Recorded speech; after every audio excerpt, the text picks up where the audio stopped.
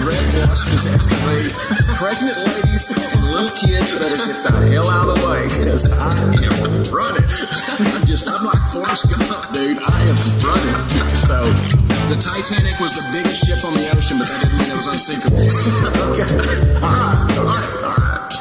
I want you each to use ombudsman in a sentence next week. I got one for you. My name is Kevin, the official ombudsman of the Just Press Play podcast. You like apples?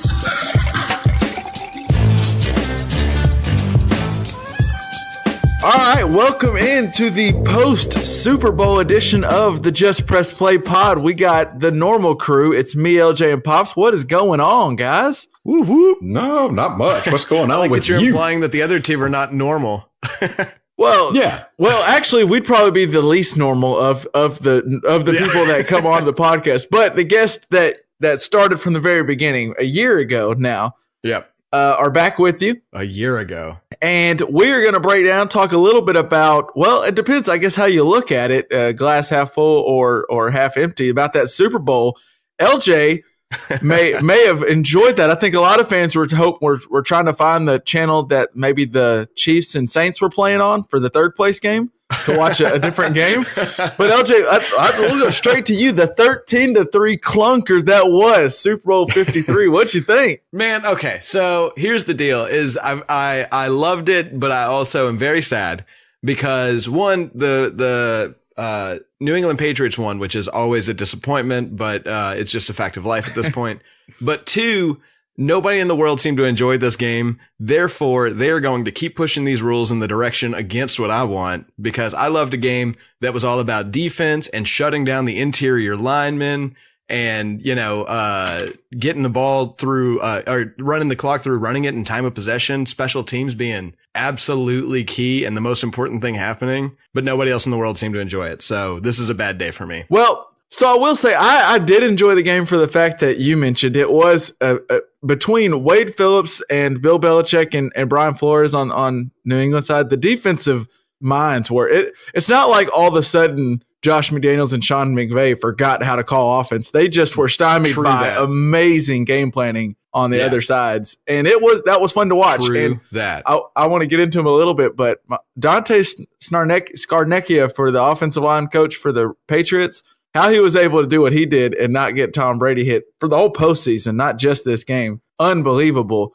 The only thing I think that was a letdown, El, was there wasn't really any dramatic flair at the end of the game. It was kind of Goff. The moment looked a little big for Goff and Brady. Obviously, they had the win. That's fair. I think the thing to keep in mind is that game was much more of a chess game than football games have tended to be in the past. That game was all about like posturing and getting in the right spot and controlling the clock and stuff like that. And so sometimes in a really good chess game, you can tell, 45 minutes in that it's over. It's just got 15 minutes left. You know what I mean? So that's what that game was, is it was really smart, really interesting football. But, it just didn't have some dramatic end. It wasn't a Disney movie. It was the Patriots proving once and again that they are the best dynasty to ever play football because they won it in a different way than they even usually do. And I understand why that was boring to people. It just disappoints me because I thought that was the way football is supposed to look 80% of the time. It's not always supposed to come down to the last possession wins. Well, and let's go. We haven't heard from Pops yet. And I know before we started recording, it sounded like he wasn't too amused with the game. So what were your thoughts, Dad? I was amused with the game to some degree, but I was at two different Super Bowl parties, and you just really don't get to watch a game. Wait a minute, pause. Through that. I left about the after the first down that the Rams got, and I got. Well, I mean, what was that, fourth quarter? I don't even know when that happened. So I really don't know. I was just saying, I do know they didn't get their fourth first down until deep in the third quarter. Yeah. It was redunculous. But I went to two different Super Bowl parties, and you just visit at those, and you really don't get to watch the game that much. So I did kind of go through NFL Channel and fast forwarded and watched the game.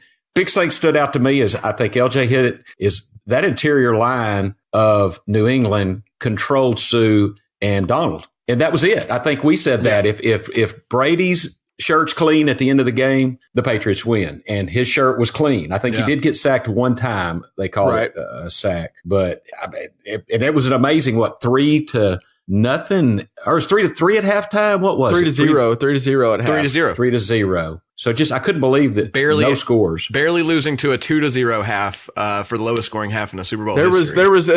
was as many performers at halftime as there was points on the scoreboard. Yeah.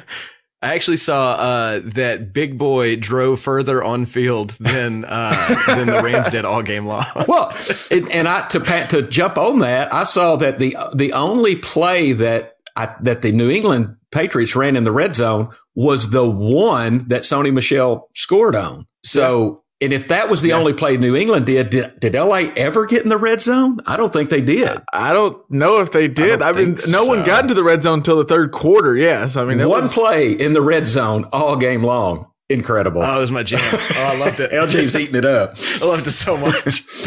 I mean, the game was interesting and I enjoyed watching it, but I kind of, and as I mentioned to LJ, I just wish there would have been a little bit of more fireworks at the end. I wish the moment Goff never got into a rhythm. McVay, I almost, this is my boy Rosillo. If you ever listen to him, he likes to say he wishes we could wait till a week after the Super Bowl before we actually start talking about it because everyone is over dramatic and is hot takey. And all the people who are like, Sean McVay's a flash in the pan. Whoa, let's just hold on. Slow your roll. Yeah. Chill. I think he lost to the best coach, maybe in all of sports of all time, but the best football coach, I think, of all time. And he just had his number. Belichick came in there, threw out zone and threw out different things that they weren't ready for. And McVay didn't adjust in time, but I think he'll figure it out. Just like last year when they lost in their first playoff game in the divisional round, they obviously got better from that. McVay's going to be fine. The dude is still 33 years old. Yeah. On that, I think that the proof is that it's not McVay's problem. Jared Goff is still just a little young because, like you said, that the New England came out doing, I think they did, I saw somewhere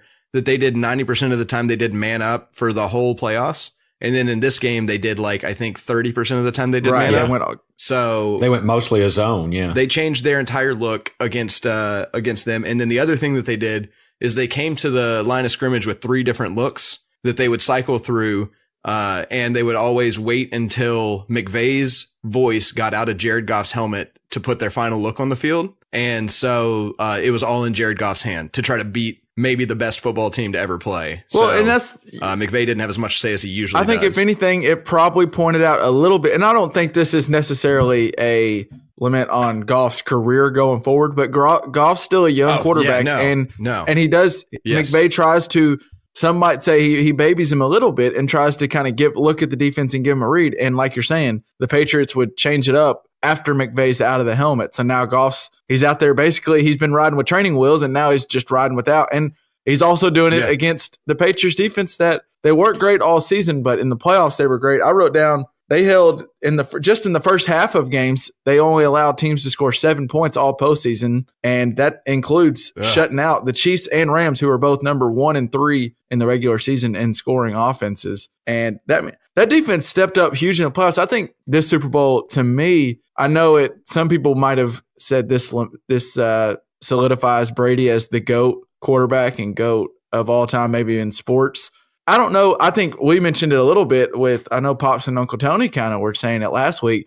He's already done that. I think he solidified that before this year's Super Bowl. Yeah, this one, to me, talked about just how great Bill Belichick is as a coach. And, I mean, what they did protecting Tom Brady and also stopping all these teams in a year where offense was everything. And they made it about time of possession and run and offensive line, which I know LJ was just giddy. If it wouldn't have been the Patriots, if it could have just been Bronco jerseys, it would have been a dream come true for LJ. Hell, if they would have been in some Tampa jerseys, I might buy a Tampa jersey this offseason, but they were the Patriots, and that's the only problem I had. It was crazy. It was fun to watch, and it was, I don't know if y'all watched post game. Old Billy B looked happy. He was smiling a lot. That guy was kind of pumped, and I think the last couple of Super Bowls showed you, I don't think Tom Brady is Tom Brady without Bill Belichick. Bill Belichick's not Bill Belichick without Tom Brady, but damn, are they good together. They are just good together, and they've been good for 2 decades now. And hell, they might go back again next year. Who knows? Yeah. It wouldn't shock me. Were y'all surprised at all with how lost Goff looked, though? I mean, he weathered the storm at New Orleans, that noise. And he looked lost for a quarter and a half at New Orleans, I guess maybe the whole half, but did get it together. And they had some of the same issues with, he couldn't hear McVay talking to him, but he did get it together there. And I don't know if Belichick just drew it up more, had better stunts, got the pressure on him. I think they had, 4 sacks is what I saw that they wound up having a lot of pressures, but they were back there. They had a lot of pressure on him, but he just could not get it together against the Patriots ever. He looked lost the whole game. I noticed that. One observation I wanted to throw out there was he looked defeated more so than he did in New Orleans, which I would think would be a tougher place to play than essentially a neutral field. But if you heard at the end of the game the way that they were chanting Tom Brady and Patriots, that did not seem like a neutral field. They came out to be fans of New England for that game. So it did feel like he was in a really hostile environment too. But all that being said, it did look to me like he got beat down and didn't know how to fix it. Like he just didn't know what to do, which is fair. I mean, at that point, I wouldn't have known what to do. And that's where I do put some blame on Sean McVay in the game. I think he'll learn from these mistakes. Again, like we said, he's 33, he has a long career ahead of him. But I think they came out and, like LJ said, the Patriots flipped the entire script on him, and basically everything they showed you on film, they didn't do any of it. So McVay was prepared for the Patriots, and they didn't see that same team. And there you got to throw out – I think the Rams probably needed to throw out their game plan and start from scratch. And that's easier said than done, don't get me wrong. But when you're McVay and Goff and you've been together 2 years, it's a little hard to just throw out your game plan and start from scratch, where Brady and McDaniels have been together for 15 years now. They can they have so many plays. They have 1,000 plays in their repertoire that they might not really game plan each for all of them, but they can go back to, remember that game 3 years ago where we did this? Let's go back to that kind of style. Yeah, sure. And I just don't – they had a plan A and plan B, and they just didn't have enough backup plans for what the Patriots threw at them. Yeah. And they'll be back. I think that Rams team's really good. It'll be interesting to see what they do now because Sue's contracts, he signed a 1-year deal, so see if they'll bring him back. But they'll be fun going forward.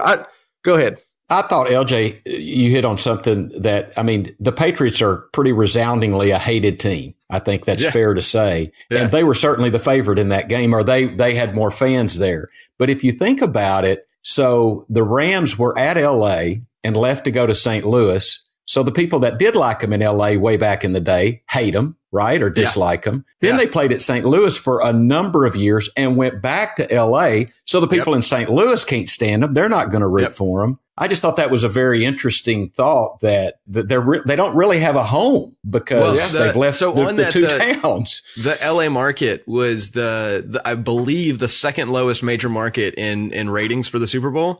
If Denver was in the Super Bowl, the city of Denver would be top 5 in markets watching the Super Bowl. LA was in the bottom 2 of major markets. The only one lower was New Orleans, who protested the Super Bowl. So, LA does not care about either of their football teams.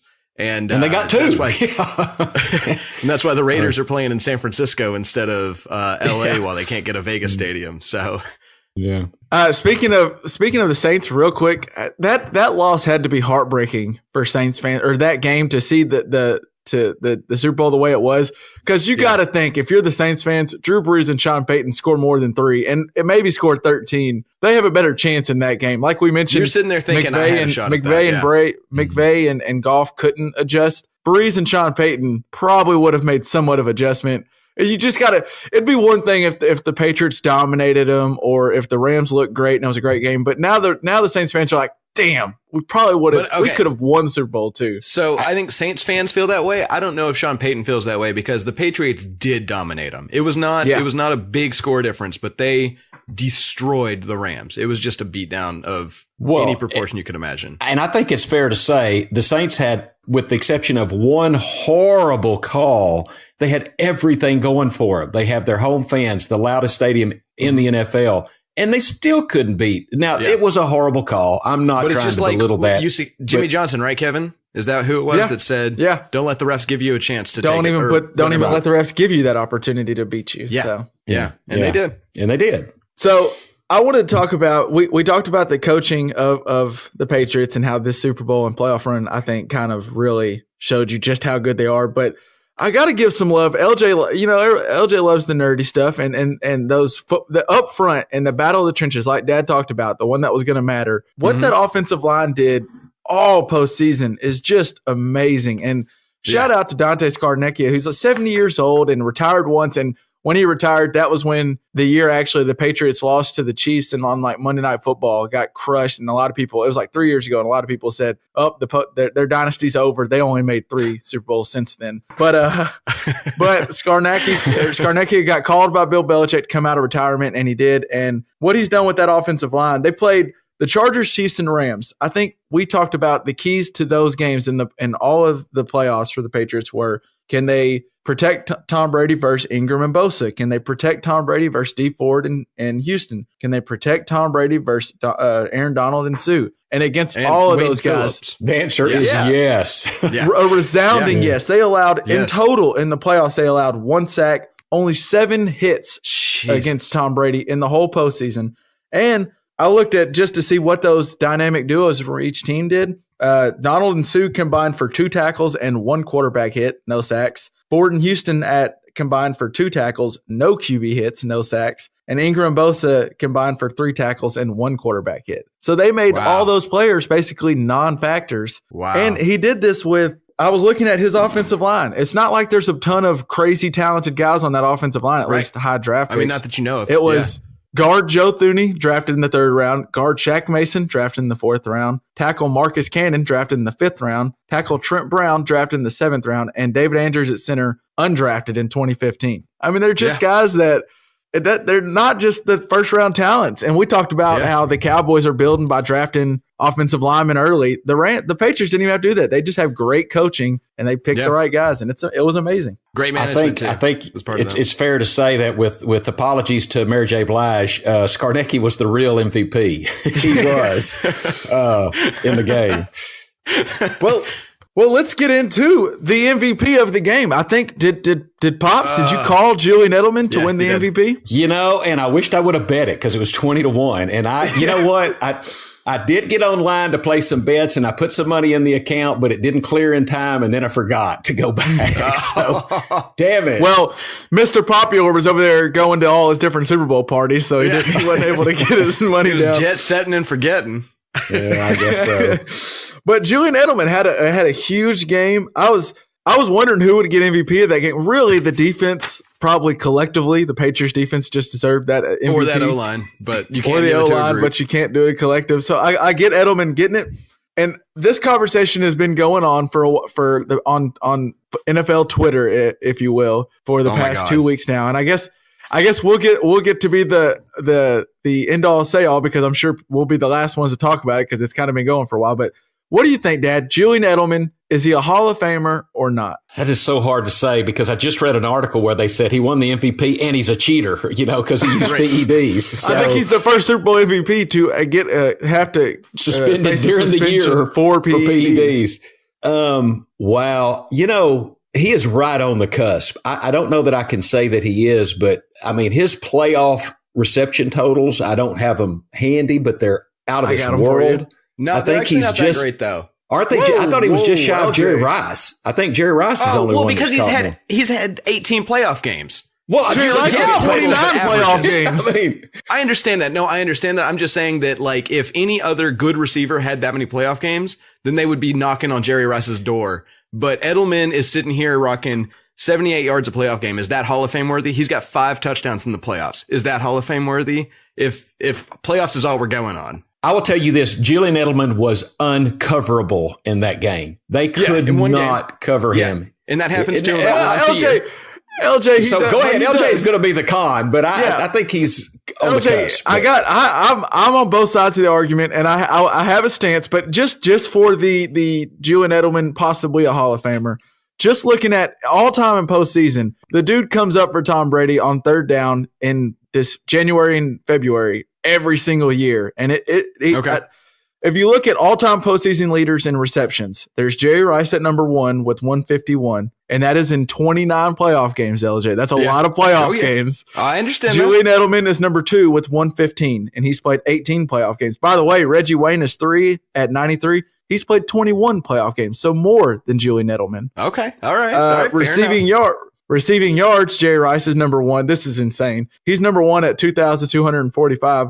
Julian Edelman just passed Michael Irvin for number 2 at 1,400. So just the fact that how high Jerry Rice is above the next guy blows my mind. Yes. And then receiving touchdowns, Edelman wasn't even in there for postseason. He's not in the top 5 at least. So I do think you have some credence there. He doesn't catch a lot of touchdowns. Number 1 is Jerry Rice at 22. Gronk's number 2 at 12. So yeah, I just looking at his postseason numbers, and it seems like every year when the Patriots win Super Bowl, Edelman seems to be making that big play. I could see how you might think he's a postseason player or a Hall of Fame player, but LJ, is he? No, resoundingly no. You guys were talking about Frank Gore. We hope he's a Hall of Famer, but he was never the best running back in the league in any one given year. Right. When was the last time that Edelman was the best wide receiver in the league? In fact, let me go one further. How many Pro Bowls has he gone to? I know for your first answer, definitely 0. He's never been the best receiver. Second answer is the exact same number. Oddly enough. Okay. They're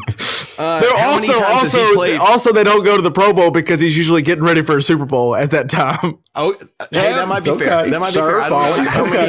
I don't know how many in that 0 he could have gone to. I might have missed that stat. But he's also how many seasons has he played in his 9?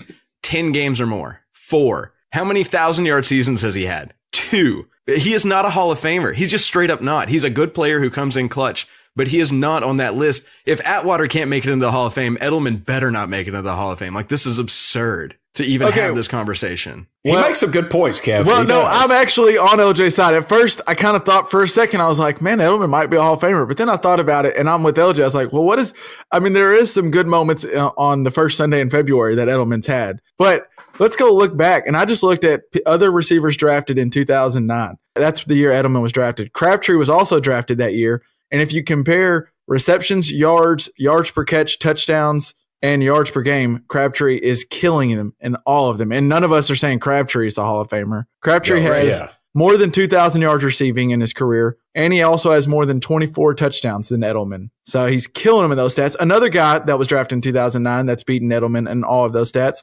Jeremy Maclin, who didn't even play last year at all, but his career numbers are still like way better than Edelman. Another guy, Mike Wallace, has 27 more touchdowns than Edelman and over 3,000 more yards than Edelman in his career. Hell, even Hakeem Nicks has as many yards as Edelman in his career, and Hakeem Nicks hasn't played since 2015, and he has more touchdowns than Edelman.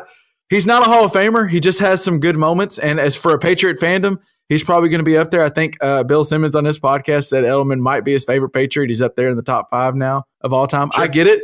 If he's a Cowboy, I love him, but he's not a Hall of Famer. He's just not. He's Ring of Honor, sure, but he's not a Hall of Famer. Mm-hmm. And let me, on that same note, let me read out one more thing.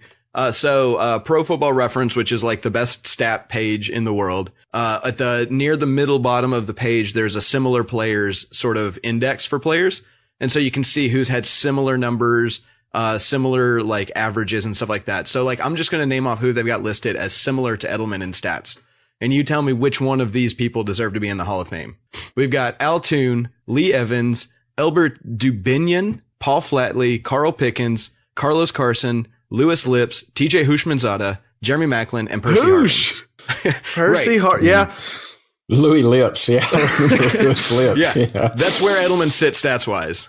The guy that Edelman compares to career stats wise, if you look at what his stats where they look closest, it is Kenny Britt has about the same amount of yards, the same amount of touchdowns, and the same amount of games played. And Kenny Britt is barely making NFL roster, let alone getting a yellow freaking jacket. Edelman is gonna I think LJ hit it right on the money. He's a Ring of Honor guy. He's not a Hall of Famer. And you know what? Give me Edelman's career. I would take Edelman's career in a heartbeat. By the way, sure, throw that out there.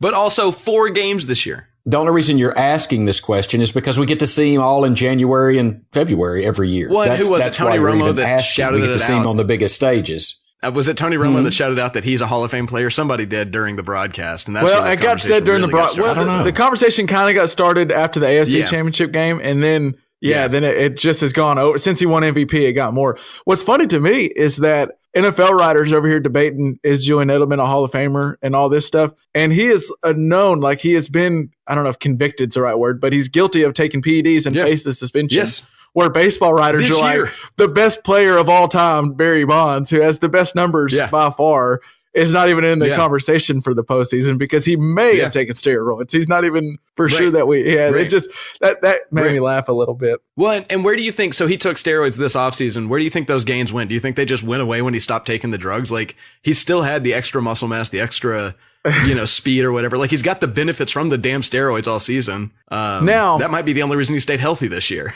I can't wait to read or watch the movie made, the Netflix documentary or 30 for 30 or just like the fictional movie made that's off his story. Cause he was he played quarterback, got no offers out of high school and then went to Kent State. And then he played quarterback at Kent State, still got drafted in the 7th round and they didn't know where they were going to play him. The Patriots took him because they liked him as a player, moved him to receiver. Yeah. And he now has been a Super Bowl hero in multiple games. It's an awesome story. And Edelman, for all it seems, he seems like a fun guy. I think I enjoy him in press conferences. I think he's cool. Maybe he's taking a few PEDs knowingly or not. Who knows?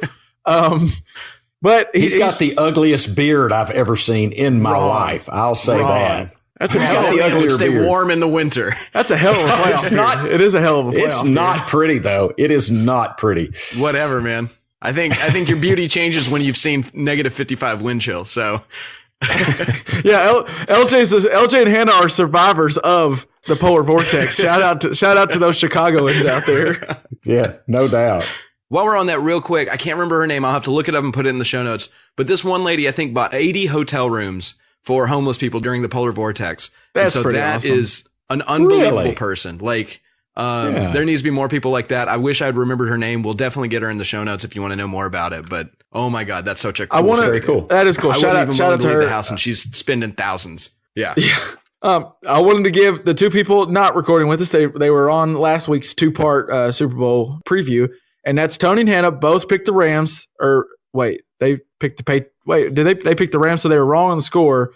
Oh my God, you're right. Yeah, only right people are on the podcast. That's right. I lied to you just a second ago. Yeah, you see, LJ had me prepared. I was prepared beforehand, and then LJ told me the only people that got it right were Tony and Hannah. But no, they were the two that got it wrong. No. Now you make me sound like a jackass calling out the two people that are not even out here to defend themselves. LJ, I just tell you, I do well enough on my own to sound dumb. You don't have to feed me bad information.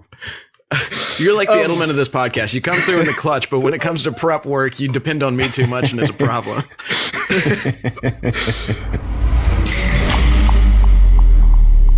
So let's talk about off the field for the Super Bowl. Did y'all hear about and these are the words the NFL did not want to hear, the national anthem controversy that Gladys Knight stirred up? What she stirred up? I heard a little bit about it today. Yeah. So fill me in though. So Friday, as you know, and as we talked about before, LJ, for the game, there's prop bets are big, and the national anthem is one of the biggest ones, the over-under for the national anthem. Well, Friday afternoon, offshore bookmakers and bettors began betting, hearing rumors that Gladys Knight's rehearsals were going over the 150 in closer to 2 minutes. So a lot of max bets started being made on MyBookie and BetOnline.com. Both of these have to go on these offshore betting sites because licensed U.S. sportsbooks can't make bets on these because of the fear of inside trader and inside knowledge being thrown around, which finally answers some questions that I know I had to do some Googling that finally answers it. Because I was always wondering why didn't, if you can make these bets in the U.S., why wouldn't Tony Romo just go, I'll say McVay's age 3 times just to cash in or whatever. Yeah. But so cool. A lot of these people started putting down max bets on the over for Gladys Knight. And here's what ended up happening. On first listen, it seemed like she was way over, like over 2 minutes. But betonline.ag ruled that the anthem actually ended at 1 minute and 49 seconds and a half. Because if you read the fine print, ever since Christina Aguilera in 2011, the national anthem starts on the first note and ends after the first brave. And Gladys Knight, supposedly, go back and listen, she says brave twice. She says brave once and then has another long brave afterward. So her first brave, they said, ended at 149.5, but they went ahead and paid winners both for the over and under because it was so close and so up in the air. But it started off, they didn't figure this out until there wasn't a complete ruling until like midway through the halftime show because they didn't know how to do it because the first brave ended. So help me understand that. I heard that too, that they paid the winners and the losers. So you're saying I'll cover all bets and I'm going to pay. They paid everybody. They had to take a bath on that. Well, I guess that's just they one only bet. They only let so many. The max bet for these prop bets are a lot lower. And so you can't put like, 50,000 or anything on it, but they put these low bets and they paid out everyone because it is a really, a hard way to, because even if you do end it at the first brave, which we can't really tell where her first brave ends, but their clocks ended at 149 and a half. So it's close. Really I haven't checked the tape. I don't remember there being a second brave, so I'm clearly not remembering right. But what do you mean you can't tell? If you where go the first back and brave listen, ends? and Like, honestly, surely that should be clear. And honestly, you can't tell if that second brave is a brave or if that's just another note. Like, go back and listen. It's very up in the air. And it was my man. This had Darren Ravel all in his wheelhouse. He was eating this stuff up on Twitter, and he was all over it. And it was really close, and it was funny. Like, gamblers were up in arms about whether they get their money or not, and that's why they ended up paying both of them out. Not everyone. That Bet Online did that. My bookie, at this time, I don't know what they ended up betting. I didn't bet on the over under. So this is one service that paid everybody. Bet Online. Well, and this is not as big of a loss as those people that paid out Alabama winning the national championship either. Right. So Plus, that's a much bigger loss. Plus, as we talk about, they are making some of it a loss, but they also are getting, I mean, I know that the vaunted spot of Just Press Play mention it, but also other sites are mentioning Bet Online AG, ESPN's big article other on it lesser sites, Bet Online. So they're getting publicity. Lesser reporters like ESPN. Yeah. Other prop bets, my man Tony Romo showed up with, it looked like a stubble. We talked about that, LJ. I think you were right on the money. Stubbly, yeah. You were right on the money with that one. Did you notice, and at the beginning of the game, Dad maybe not, because like we said, he was kissing babies and shaking hands at all the Super Bowl parties. But Tony Romo seemed like he was making a concerted effort not to predict plays, almost as if they told him not to predict any plays. Did you notice that, LJ? Yeah, I did notice that. And I did notice he would do things like he would say, well, what I would do here instead of saying what they're going to do here is what it felt like to me a lot of times. So, yeah, I saw that same thing you did. Well, I noticed a few of it. And then there was at one point where, of course, as soon as Jim Nantz, and they throw up the stat and Jim Nantz says, no kick has been missed here all year. You just knew he jinxed him. You knew it. And he did. And Romo said, oh, now he's going to miss it. And then Jim Nantz asked him, was like, oh, are you predicting it? Kind of playing up the whole Romo prediction things. And Romo was like, no.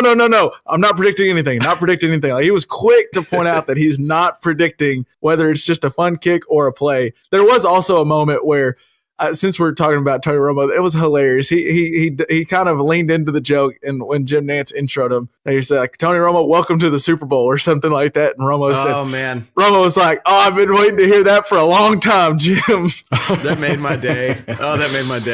I love Romo. I mean, he knows the joke about him and leans into it, and I thought it was good.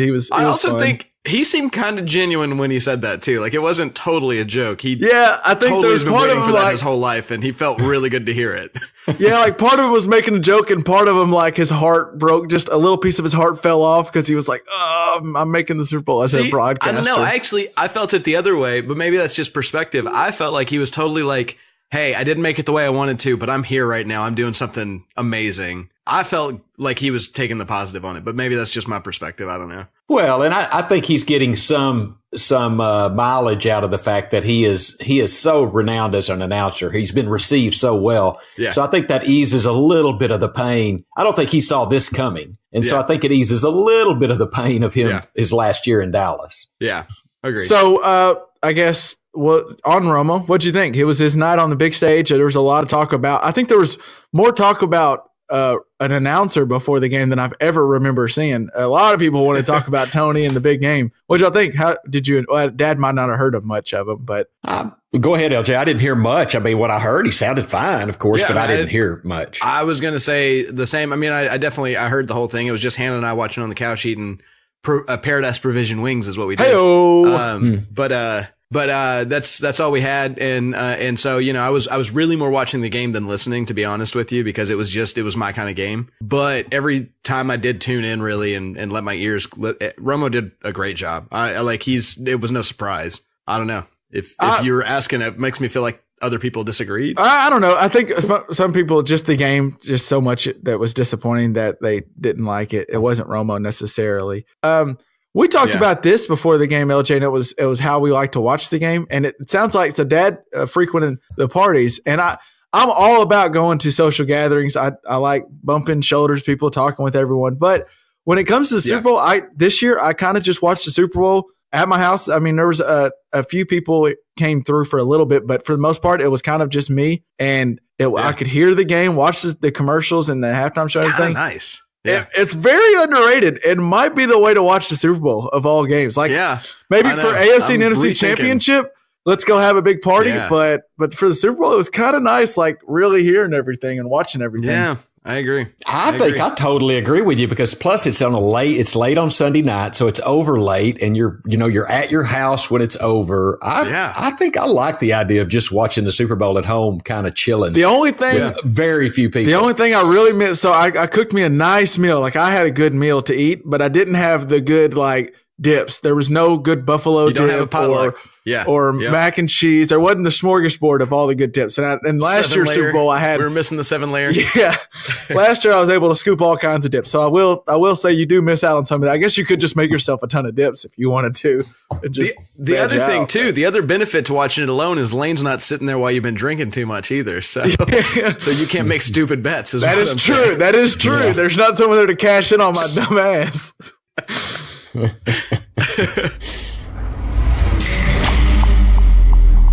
Since I was able to really hear, I got to hear all the commercials and the halftime show, and I'm just going to throw out there. Well, first off, the commercials let down. I really didn't think they were that great. My favorite of the game of the Super Bowl commercials was that NFL 100 one. I really liked that one with that was a good one. That was a good one. Although it was interesting, all the players that don't really like the Goodell and do it because of the whole Kaepernick and all the different suspensions and fines. But then all those guys were there for their commercial shoot. Well, and the other thing is maybe the coolest commercial that I've seen at a Super Bowl, which is the other thing. I wrote it down. Oh, Sam Gordon. Sam Gordon made the ad. She was the girl in the red dress. She's like a 15-year-old football activist that like is getting girls to play football all around the country. So that's super dope. But somehow Roger Goodell in the coolest ad I've seen still looked like a wet blanket. He still looked like an idiot. So Roger Goodell does himself no favors. He's just the punching bag for the owners. If he is a punching bag for owners, he does a good job at just constantly making himself look dumb and just taking the punches.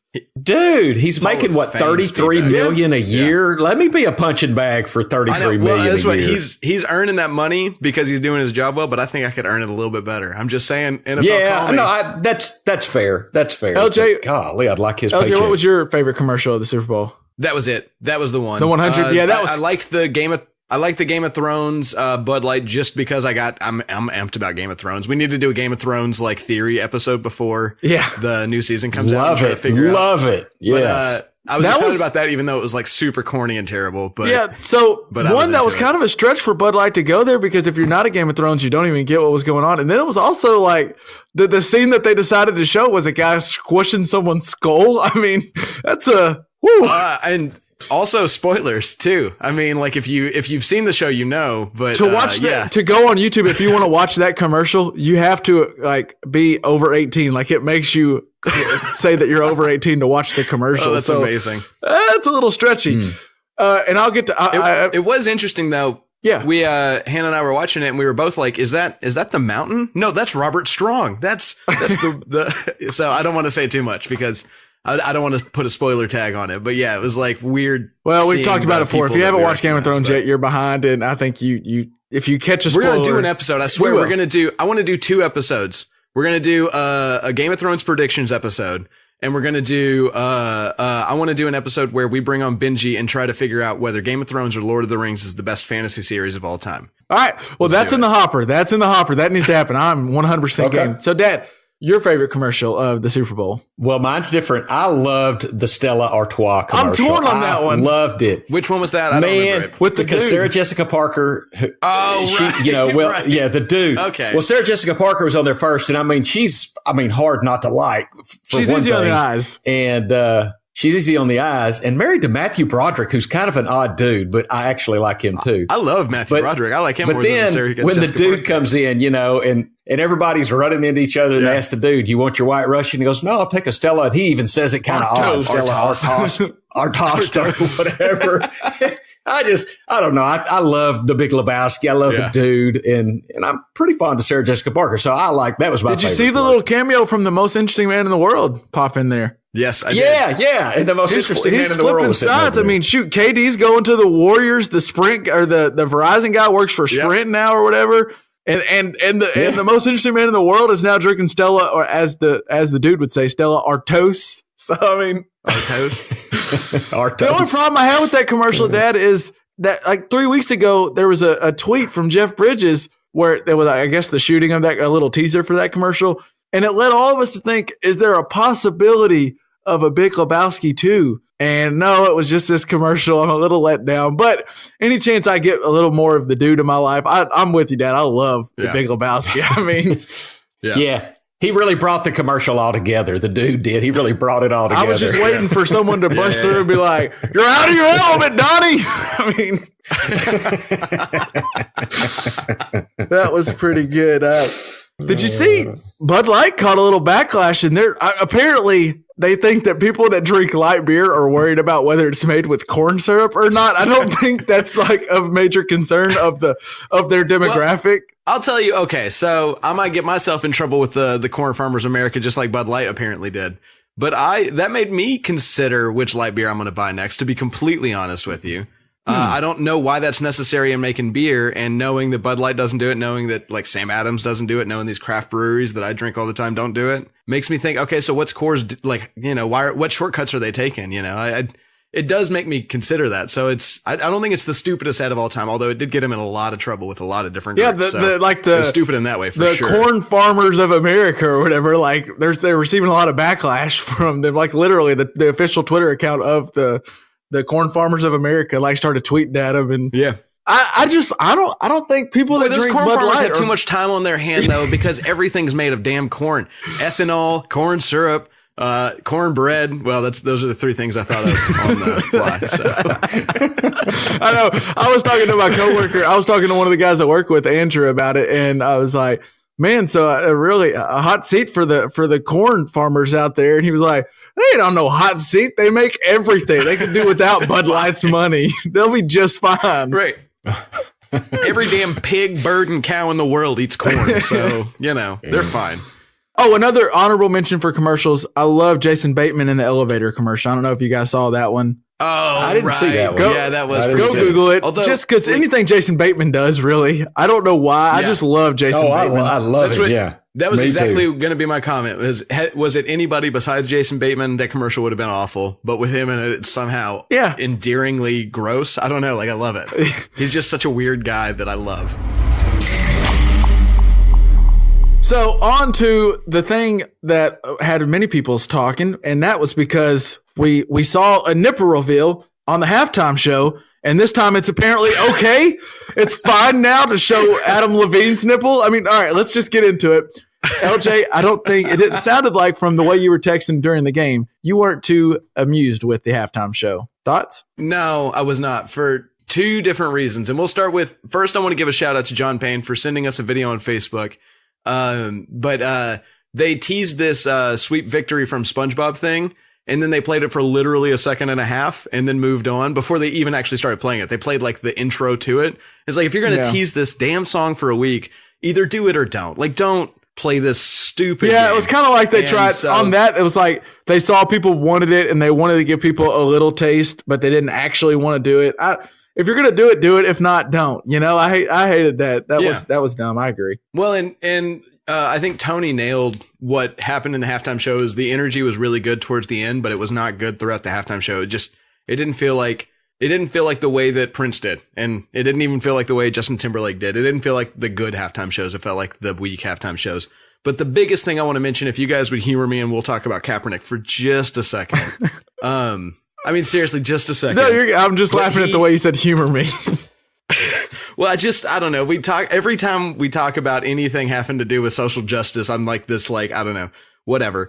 But so Adam Levine said that they were, here's what he said on Standing Up for the Voiceless. He said, "They will be heard. That's all I want to say because I don't want to spoil anything. We're going to keep doing what we do and hopefully without becoming politicians, to make people understand. We get you." So, what did he do to stand up for the voiceless? It sounded like he was pro the kneeling players, but did you notice anything that looked like he was standing up for those people that he was, cause the problem was he was being berated, right? He was being berated for taking this thing from the NFL and not standing up for those that kneel at halftime, which, I'm not trying to say, okay, so I'm going on a little bit of a rant here. Let me say real quick that if Adam Levine is against kneeling for the national anthem, I'm totally okay with that. That's fine with me.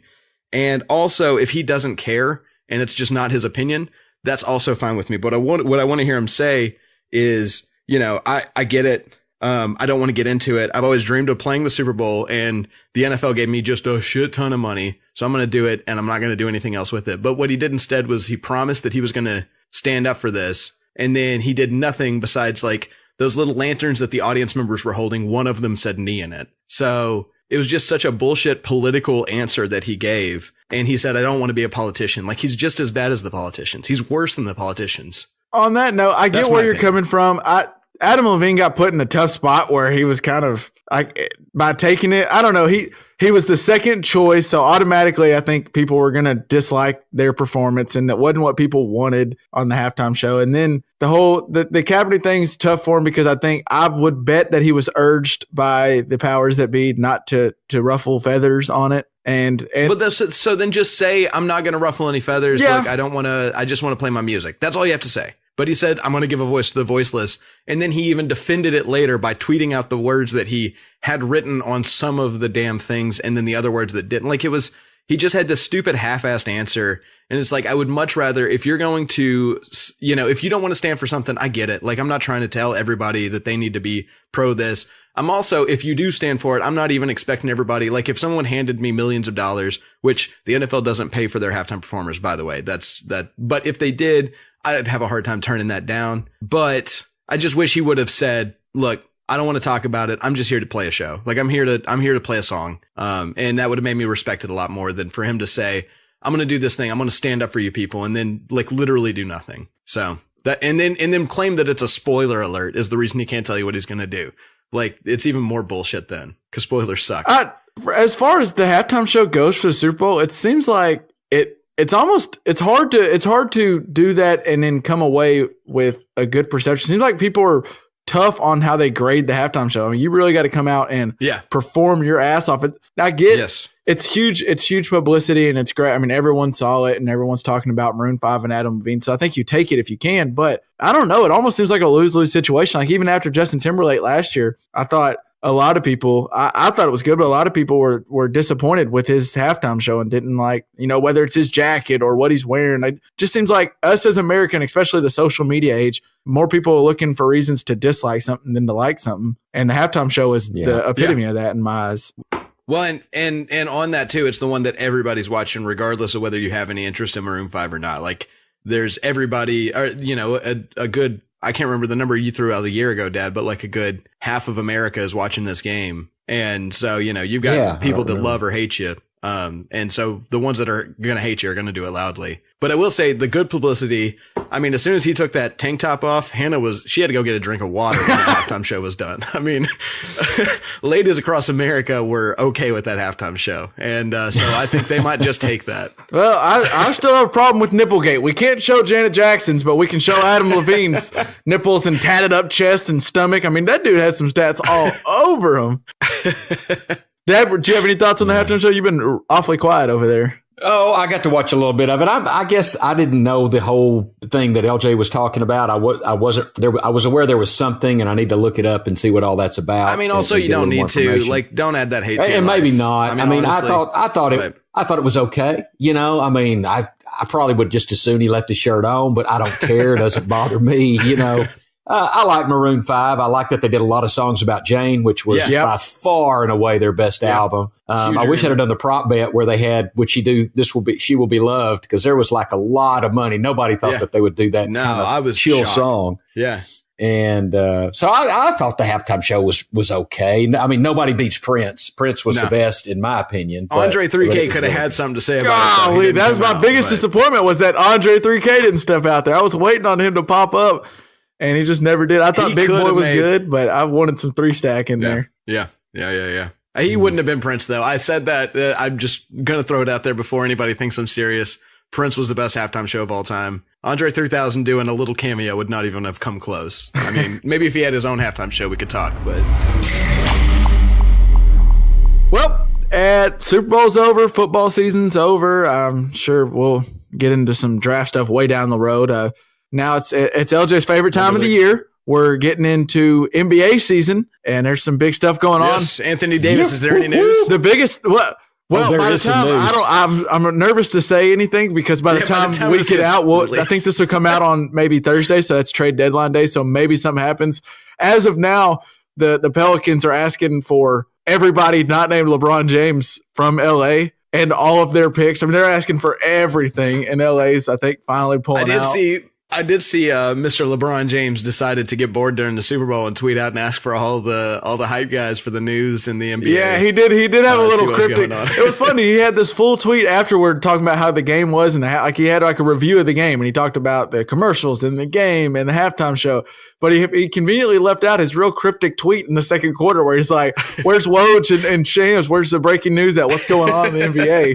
And clearly, the only thing he could be talking about is the Anthony Davis trade, which may be to his team with his agent. And I mean, it was interesting. Yeah. But well, and I just want to say, I do hate on the NBA free agency stuff, but I hate on the NBA free agency stuff for like 2 years in advance. This kind of stuff is exciting to me. I really am excited to see where he goes this year. Like, I think that's going to be what's going to be great. What's great now is, so we're not going to get too into it, but the Celtics are the other team really rumored to go after him, LJ, and they can't trade for him because there's this weird Kyrie Irving rule. It's not really the Kyrie Irving rule. It's a weird rule. But you can't have two. You can't have two players on this max deal right after their rookie contract. It's called it's like some kind of rookie deal. But Irving and Anthony Davis are on the same contract. So until Irving's contract is up this offseason and he re-signs, the Celtics can't have both of them on the same roster. Therefore, they can't do an Anthony Davis trade unless Kyrie Irving were in the trade. The Pelicans would never do that because Irving's going to leave, blah, blah, blah, blah, blah. But so the Pelicans are urging, the Celtics are urging the Pelicans to wait till this offseason, and then they'll offer some trades up. And they're saying our offer is going to be better than what the Lakers have to offer. And the Lakers are saying, we'll give you the trade right now. We'll go ahead and do this right now and give you all these guys. So the Pelicans are and so the Pelicans are saying, give me all of them then. Well, exactly. That's why the Pelicans are saying, give me everything, because they know the Lakers won't, and they need to see what Boston has to offer, because Boston has a lot that King's more ransom. If they give them everybody, then it's like, okay, whatever, Boston, you lost. Sorry. And it also behooves the Pelicans to wait, because they may wait, and if the Knicks get the number 1 overall pick, maybe they trade the number 1 overall, which would be Zion Williamson, for Anthony Davis, to try to pair him up with an incoming superstar. Who knows? It does. I do understand why the Pelicans may wait. That kid that's doing. I'm just kidding. You may have heard of him, but so it really is interesting to see what they'll end up doing, because it could end up screwing them, and maybe the offseason comes and the deals kind of slow down and they don't get the same deal they thought they were going to get. And then it could be funny for the Celtics, because Kyrie Irving now is acting like he may be interested in leaving, and who knows, teaming up with LeBron again. It is wild. Who knows what's going to happen. Wow. But now what could be fun is Anthony Davis has been cleared to play. He had a finger ligament that was keeping him out for a couple weeks. And a lot of times right before a guy's going to get traded, he sits the game. They don't play him. One, because you don't want a guy to get hurt, because obviously his trade value dips way down. But Anthony Davis now is cleared and wants to play, and the Pelicans are sitting him out at least to the deadline. But if he doesn't get traded by the deadline, now Anthony Davis wants to play, but the Pelicans are like, there's no reason for us to play him, because if he were to, heaven forbid, he tears a Achilles or an ACL, now they don't get anything. Yeah. I mean, they get something, but it's not near the offer. So it's going to be interesting to see what happens down the stretch. And this is also, by the way, this is a 25-year-old in the prime of his career, maybe the best player in the NBA, who's prototypical for the game right now. The Pelicans have the right to ask for a king's ransom for him. He is amazing. Sure they do. Well, okay, so this is going to come out on the day of the trade deadline if all goes the way that we expect it to. So if Anthony Davis doesn't get hurt, what are your prediction? I think I'll start out. I don't think he gets traded. I just think the Pelicans have to wait until the offseason. They have to see at least they got to see if Boston's willing to maybe offer Jason Tatum, maybe Jaylen Brown. They got to see. I mean, maybe they get Zion Williamson. Yeah, okay. Because even though they are asking a lot from the Lakers, they are, in return, it sounds like it'd be some young players that maybe have some promise. Lonzo Ball, who's already got the headache of LeVar Ball, who says his son doesn't want to play for New Orleans and all this stuff. Before the trade hadn't even happened, and they're already saying they don't want to play for New Orleans. And that sounds like a headache. So if you're the Pelicans, I think you wait and you just see. Plus, that sounds awful. Like Dad said, it's one of the best players in the game, and you wait. You see what you can get. You got to see what the Celtics are willing to offer. And maybe they try to fleece you, but maybe they throw out a great deal, and you at least get. Right now, it's the Lakers bidding against the Lakers. It's not even a bidding offer yet. True. Right. It's always better to have multiple bidders on whatever you're trying to sell. And so they'd be not being fair to themselves to trade him right now. Well, okay, I get what Kevin's saying about the playing and if he gets hurt, but they've got to wait to see what Boston has so many assets. They have picks. They have good young players. So many players. you got to talk to Boston. I think you have to. I mean, is Boston a smart team? Like notoriously? I mean, sorry, not Boston. The Pelicans. Are they a smart team? They are not. Or like, would they make a? Well, they're actually. Like, I mean, I feel like the only time I've heard them in the news is them like making bad trades or bad free agency calls or something. I mean, I might be wrong. The guys calling the shots for him, whether it's Dale Demps or the Bensons, who are actually the Saints owners, but also own the Pelicans. So there's not a lot of great. A lot of people you'd put a lot of weight behind as far as making these decisions for the Pelicans. So I don't know if they'll make the right call. And honestly, I don't know if the right call is to wait, because maybe they start waiting and if Kyrie Irving tells the Celtics, I'm leaving, then the Celtics may not be willing to trade Jason Tatum for Anthony Davis, because maybe Anthony Davis won't confirm that he'll stay longer. And then who knows? Maybe now all of a sudden it's just the Lakers, and the Lakers know the Celtics aren't even in there, so the Lakers they take off all the first round picks. Who knows what could happen? You are gambling if you wait till the offseason, but you also are gambling on the fact that maybe you get, like Dad said, more bidders, and more bidders means a better price. So unless the Lakers give you everything you want and more, I think if you're the Pelicans, you go to Lakers and you say, here's what I want, and you throw out some outlandish offer like they're doing. Yeah. The King's ransom. And if the Lakers say yes, all right, you got it. But if they say no, then you just don't let them call your bluff and you stay true. I hope that's what they do. I think that's the smart thing. But I think it's interesting. So Rich Paul is his agent, and that's LeBron's boy. Clutch Sports, and that's guys they grew up in high school together, and Rich Paul has done very well for himself as an agent. But if you're Anthony Davis' agent, you got to be looking out for what's best for Anthony Davis, but also your best friend is LeBron James.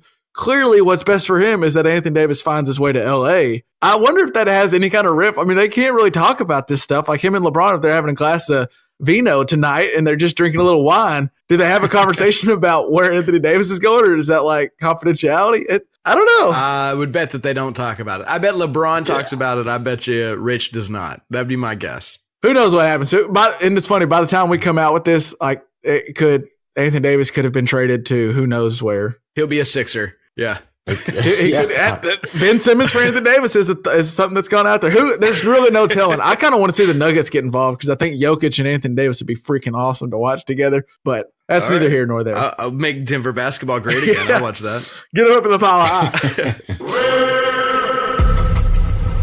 I have one more thing to throw into the episode if we need to make up some time. It's just a short thing. All right. Kevin, bring it. Did you hear that 21 Savage has been locked up by ICE because he's British? Yes. What actually, in the world? Okay, so Dad, do you know who 21 Savage is? Who is who? 21 Savage. I guess I don't. Okay, so he's this rapper. By the way, he confirmed today that he was born in the United Kingdom, LJ. That's insane. So he's this gangster rapper. Do you know where he's from, Kevin? I don't know where he's from. He's from he's British, but he came up as a SoundCloud rapper. He's one of the first to really kind of break through SoundCloud and make it big. And he's I think everyone assumed he was an Atlanta rapper. I think we all I don't think he ever said I'm an Atlanta rapper, but we just kind of assumed. So imagine, Dad, that back during the Tupac Biggie days and like P. Diddy was getting big. Do you know the rapper Mace? No. Okay. So who is it that did Back That Ass Up? That wasn't Ludacris, was it? That was who did Back That Ass Up? It wasn't John. I guess Ludacris is a good example. Okay. So this situation is like, imagine Ludacris got arrested by immigration because he's British. Like, that's kind of what this feels like to me. It's the most absurd thing that I've heard in a long time. Juvenile. Yeah, Juvenile did Back That Ass Up. Yeah. So his name is Shia bin Abraham Joseph, and he was born in the UK, but came over to the US legally at the age of 7. This is what his legal team is, their statement. He allegedly remained in the States until June 2005, when he briefly went back to UK for about a month. He then returned in July with a under HV visa, but they're saying apparently he got detained by ICE because his visa is no longer valid or something. Well, my understanding is his visa expired like a couple years ago, and so he's been biding his time to try to get that fixed, because if he gets that fixed too publicly, then he might get arrested. But also, if he doesn't get that fixed, then he doesn't get to go on international tours. So like, he's on this big tour with Post Malone right now, and so they were supposed to, every show that they did in Canada, he had a reason he couldn't go to that show. And like, he wasn't going to Europe for any of their shows or anything like that. Like, because if he leaves the country, then he might not be allowed to ever return to the country because of his immigration status. It's absurd. It's mind blowing to me. It's totally wild. And interestingly, this might have nothing to do with it. Of course, looking into what the conspiracy theories are.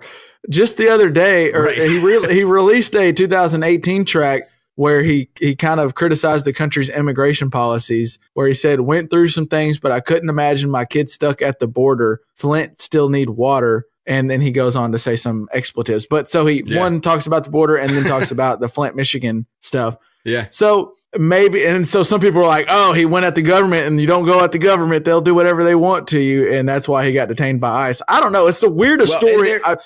The last thing I thought I would see on Super Bowl Sunday is 21 Savage has been detained by ICE and is being deported back to UK, where apparently he's from. Who I was blown away. I thought it was a joke. There's a lot more to the story, because like he came over when he was like 13 or something like that.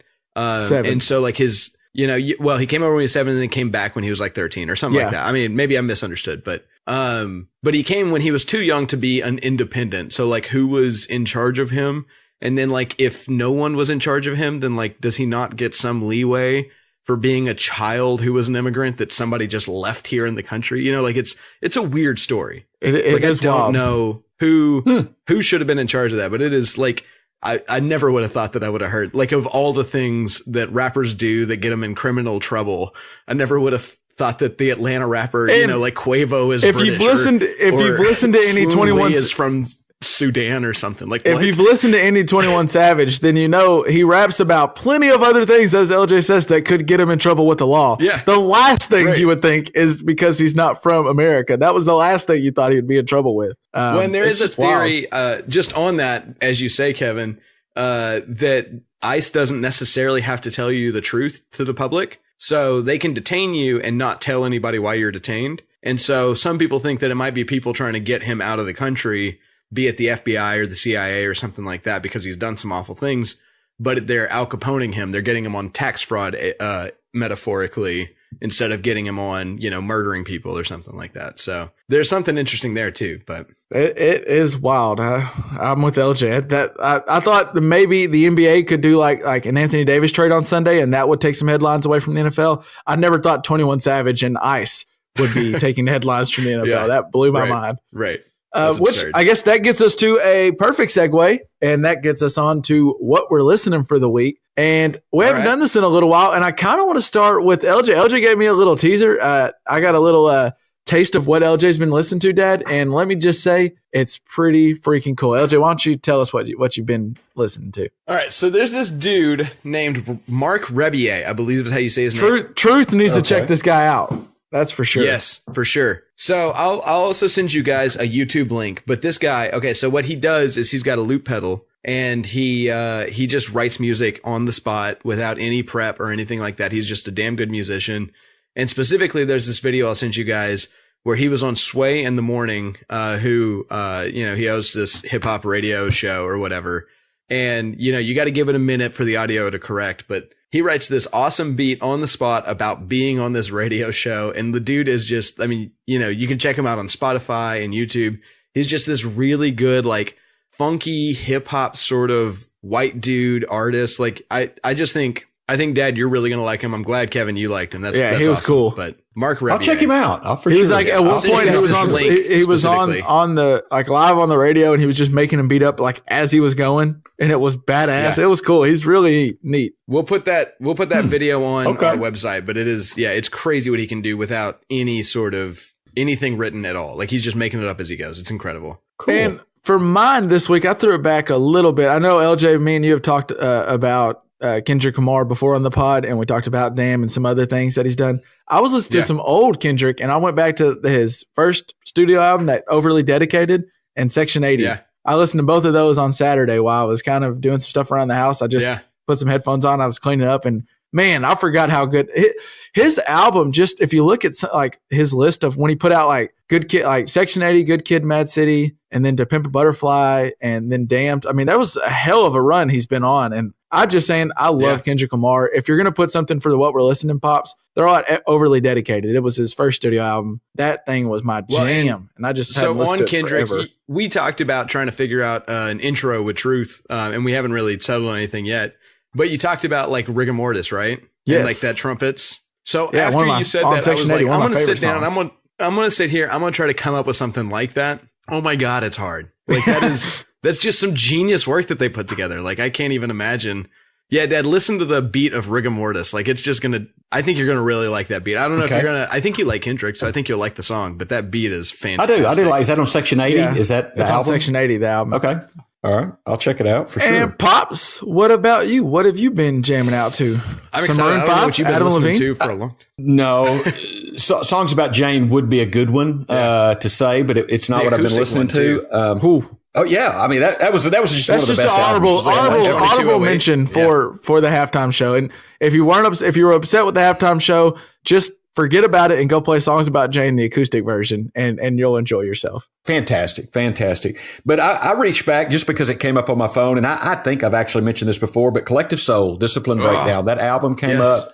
And it's just such a good album, and I don't know, it's just a great album. They I'll rock put a in that few perfect back on 90s alt way. You know, it's perfect. It was just I love it. The lyrics are good. Yeah. The music's good.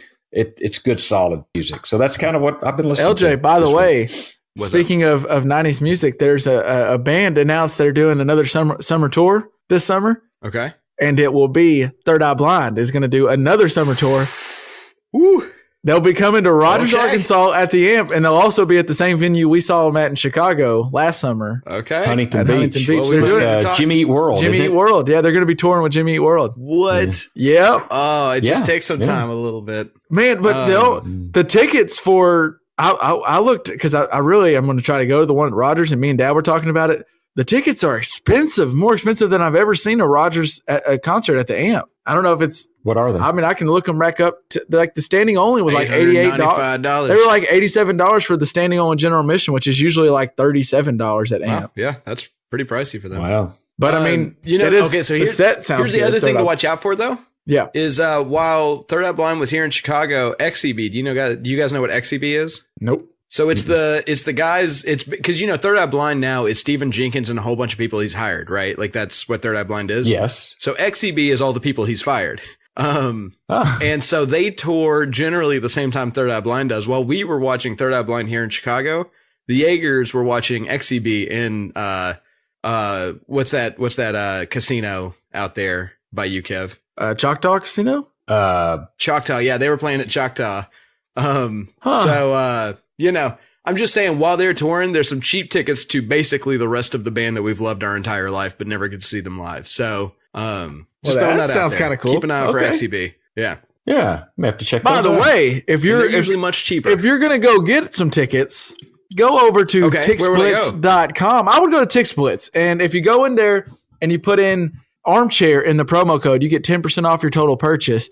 And they're a little different than where you go to like SeatGeek or StubHub and you see those fees, like the ticket says $88, but then all of a sudden you go to check out and it's like $150 because you have to pay all those different fees. TixSplits show you the price and then you pay that exact price. Actually, you pay less than that price if you throw in the promo code armchair if you're listening to the JPP pod. And Okay. that's where I would go if you're going to look for some tickets to any concerts. I just want to throw that out there since we were mentioning concerts. Well, and okay, stuff. so They're they friends of sell the tickets pod. to concerts, but what if I wanted to see a Bulls game? Well, Where would I go? They got concerts, they got plays, they got stuff on. Oh no. Yeah, they got it all, man. You can go watch Hamilton. You can watch a basketball game. You could try to go to the next New What? Orleans game and see if Anthony Davis is playing, or at least monitor whether he's on the What sideline if I or wanted if to go he's. see like some Cirque du Soleil? Where would I go? TixSplits. I'm telling you, go there for every Blue Man Group in Las Wow, Vegas. They got Kevin. tickets to that. I mean, just whatever What? you're looking for. You got to hit them Okay, up. I'll have to check them out. Thank Throw you. in the promo code armchair, and they're friends of the pod. All So right. go check those guys out. I think that'll about do it for this week. I felt like we touched on just about everything from the Super Bowl. I was glad to see my man Tony finally in the big game. He had the best performance of any quarterback in the big game this week. Yes, he Halftime did. show is a little bit of a dud. I still want to get an answer to Nipplegate and why Adam Levine was able to show his nipples and Janet Jackson wasn't. But well, I don't know if we'll ever get to the bottom of that. The NFL's bad about not getting to the bottom of things. I guess that'll do it for this week. Do you have anything else y'all want to throw up before we Fix Peace the out. logos. Fix the Super Bowl logos.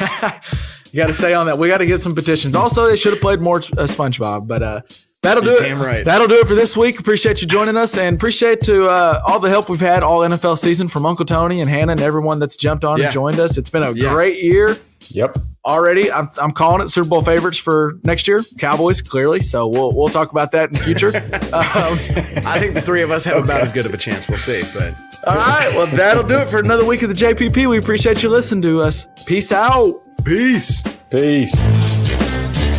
Do you guys have any other Super Bowl talks y'all want to get to? Hell, I'm kind of burnt out on the Super Bowl.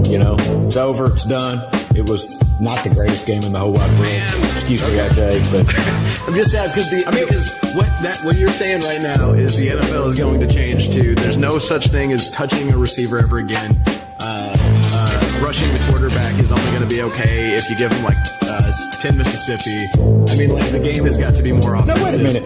All those rules were in place on this one, and it was 16-3 or whatever it was, or 13-3. I'm saying it's going to get worse. It's going to get even more so. I mean, because they're not talking 10 Mississippi, and you can do a little bit of hand jabbing at the wide receiver, but they're gonna change the rules in the next 5 years to make it to where you just cannot. Man, LJ has fully turned into the get off my lawn grandpa over here. I mean, I'm just saying. I'm just saying that if the game is not the most exciting thing in the world, then it doesn't count as a game, and so the NFL's got to change their rules. So, were you more entertained? Were you more entertained with last year's Super Bowl or this year's?